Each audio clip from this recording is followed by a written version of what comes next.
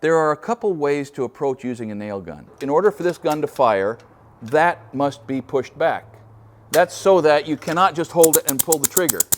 Nothing happens until that's pushed back. That implies that there are two ways to use a nail gun. You can either put the nail gun in contact with the board and pull the trigger, or you can pull the trigger and put the nail gun in contact with the board.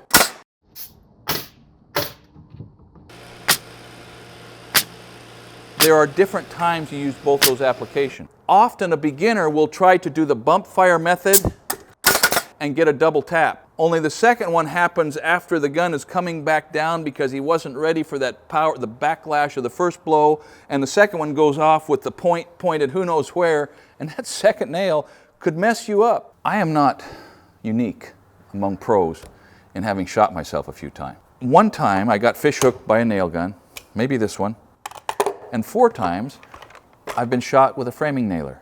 And all 4 of those times it was a ricochet. So just be aware that just because you can,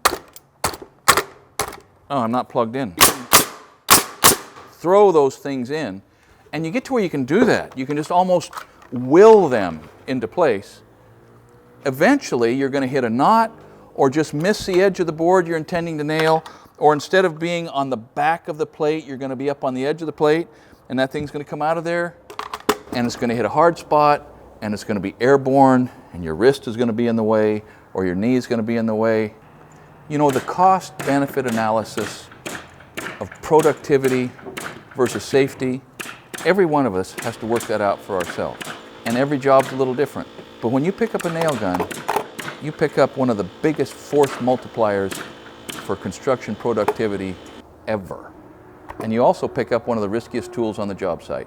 So please pay attention. This is a generation of Hitachi framing nailers that I've used for 30 years. I picked this guy up a while ago and I was skeptical, but it's better. It's a little lighter. It hits a little harder. But the takeaway about modern pneumatic framing nailers is, even though the price has fallen in real terms compared to what it was when I was buying these in the 80s and 90s, they are still worth rebuilding. And not only are they worth rebuilding, but they can be rebuilt. They're any sort of a pneumatic tool dealer, other perhaps than the big box stores, which only provide the stuff and do not provide the kind of service that you're going to need to stay in business. There's only about 3 things that can happen. The driver can break, O-rings or seals can go bad, a spring or a little part of the trigger mechanism can break or wear out. Aside from that, these things are remarkably tough. And they've got to be, because they're treated terribly, okay? The one thing that will kill them is a trip off the roof onto a concrete floor. You break the case, go get a new gun. But aside from that, I mean, if suddenly you hear this continual air leak and the trigger's dead and nothing's happening, or it operates, bam, bam, bam, but it's not putting the nails in. If it's not working and you don't know how to fix it and it's not just a jam, take it to the shop.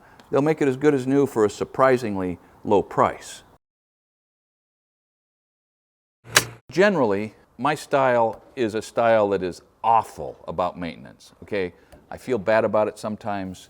I always promise myself I'm going to do better, particularly as it relates to my automobiles, and I rarely do. But there's one place that I do pretty good, and it's the reason that I've never had this old boy into the shop. I put 2 or 3 drops of oil in there. I think that it is not smart to over-oil these things. They get gummy, the oil starts blowing out around the trigger seals, and it gets messy, and it's on your hands, and the dust accumulates. Any kind of a light machine oil, pneumatic tool oil is what you're going to use, and don't use anything else.